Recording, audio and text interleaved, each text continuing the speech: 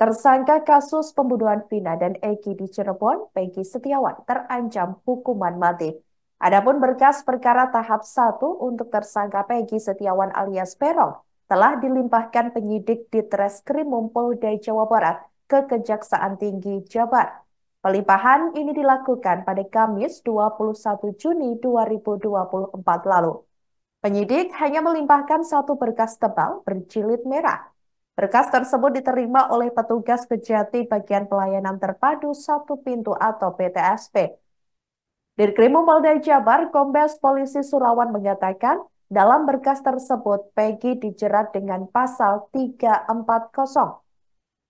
Pihaknya mengatakan Peggy dijerat Undang-Undang Pasal 340 KUHP Junto Pasal 55 Ayat 1 ke 1 KUHP dan Pasal 81 Ayat 1 Undang-Undang RI Nomor 35 Tahun 2014, yakni tentang perubahan atas Undang-Undang RI Nomor 23 Tahun 2002 tentang perlindungan anak Junto Pasal 55 Ayat 1 ke 1 KUHP dengan ancaman pidana mati seumur hidup dan paling lama 20 tahun.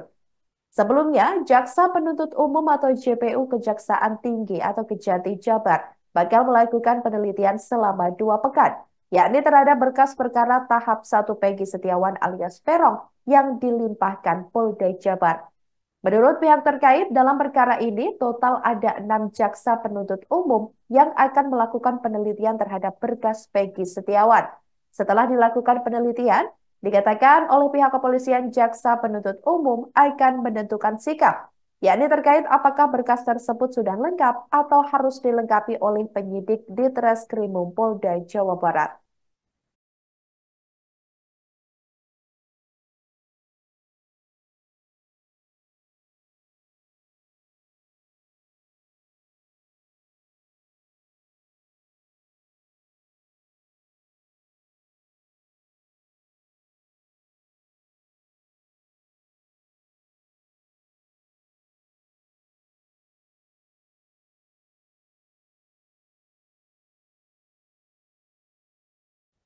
Kuasa hukum Saka Tatal, yakni Titin Prialianti, membantah pernyataan kepolisian yang menyebut adanya pengacara dan keluarga pelaku yang mendatangi saksi dalam persidangan kasus Vina dan Eki di Cirebon, Jawa Barat.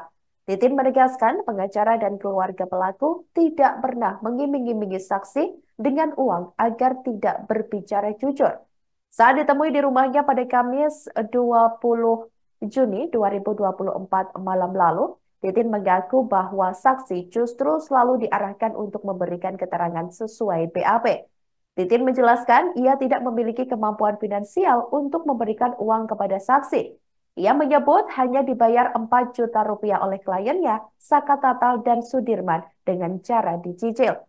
Menurut Titin, saksi yang hadir dalam persidangan diarahkan oleh hakim untuk memberikan keterangan sesuai dengan BAP. Titin juga menuturkan bahwa dalam persidangan ia sempat menghadirkan saksi alibi yang memberikan keterangan meringankan kliennya. Ia mengatakan saat itu ada 5 saksi yang dihadirkan dalam sidang Saka Tatal. Sedangkan dalam kasus Sudirman, beberapa saksi yang dihadirkan jaksa tanpa sengaja memberikan keterangan yang meringankan kliennya. Mereka mengatakan bahwa Sudirman tidak pernah mabuk dan hanya bermain di musola dan juga rumah sekitar.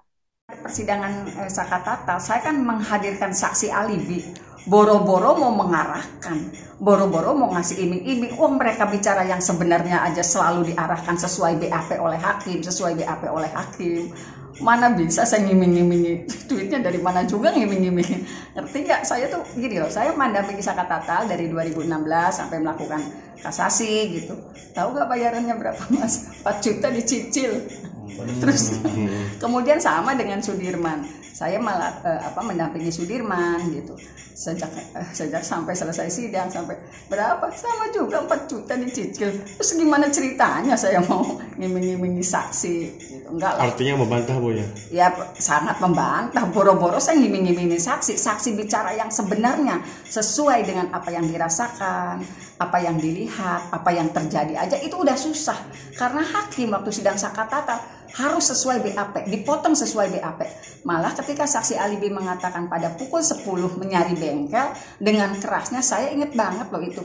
Sampai maksudnya itu jadi mimpi buruk saya lah sampai sekarang. Mana ada bengkel buka jam 10 malam, itu saya denger banget kalimat itu. Padahal apa yang dinyatakan itu memang sebenarnya. Berarti tidak benar pada saat saksi. Ya tidak benar lah Mas, mana bisa saya ngiming-ngimingin saksi sekian. Orang bayaran juga 4 juta dicicil, gimana sih? Aneh kalau dengar informasi begitu. Saya nggak ngerti masalah itu Mas. Nggak ngerti sama sekali. Bukan itu, saya hanya berkata menganjurkan saksi katakan apa yang terjadi, apa yang dirasakan, apa yang dilihat bersama Saka saat itu. Jadi sedikit pun saya tidak pernah mengarahkan saksi untuk bicara apa. Ngomong aja sendiri apa yang terjadi. Sebuah kampung bernama Saladara dikenal mencekam pasca penangkapan 8 terpidana kasus pembunuhan Vina dan Eki di Cirebon. Adapun dari 8 terpidana tersebut, 7 orang berasal dari kampung Saladara. Diketahui, kampung Saladara dikenal berada di Kelurahan Karyamula, Kecamatan Kesambi, Kota Cirebon, Jawa Barat. Hal ini disampaikan oleh Ketua RW 10 Kampung Saladara, yakni Basari. Basari mengatakan bahwa kampung yang dipimpinnya tersebut dikenal sebagai kampung mencekam, terlebih setelah penangkapan para pelaku pembunuhan tersebut. Warga mulai merasa takut dan khawatir, terutama bagi mereka yang memiliki anak laki-laki. Dikatakan olehnya, pada setiap malam minggu, anak laki-laki pun tidak boleh melintas di daerah Saladara, imbas penangkapan sejumlah terpidana kasus Vina Cirebon. Ia menjelaskan bahwa daerah Saladara yang sebelumnya dikenal alim, tiba-tiba mendapat stigma sebagai tempat yang kejam. Warga tidak mengetahui siapa pelaku sebenarnya, namun suasana mencekam sudah terlanjur menyelimuti kampung tersebut. Sementara Basari mengaku merasa dirugikan dan tercoreng namanya atas klaim kampung mencekam tersebut. Pihaknya pun meyakini bahwa para terpidana yang berada saat ini di penjara dalam kasus Vina itu bukan pelaku sesungguhnya. Waktu saya baru menjabat jadi RW yang berikutnya, yaitu 2018 lah. 17 Ya, 17 saya dilantik November, kemudian beberapa bulan ke depan ada salah satu warga dari tetangga desa itu datang ke rumah saya dengan bahasa, Pak Abbas mohon maaf ya, sekarang warga saya khususnya yang punya anak laki-laki kalau malam minggu itu tidak boleh melintas di daerah Saladara.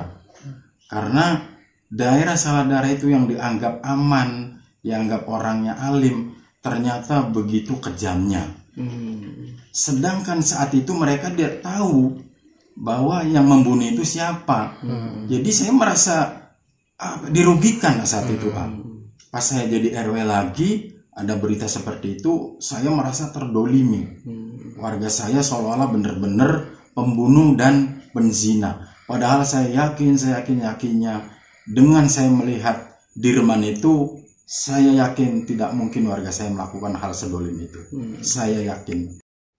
Demikianlah Viral News kali ini. Jangan lupa download aplikasi Tribun X untuk informasi lebih lengkap di www.tribunx.com. Tetap bersama kami dan selamat menyaksikan program selanjutnya. Terima kasih dan sampai jumpa. Download Tribun X sekarang. Menghadirkan lokal menjadi Indonesia.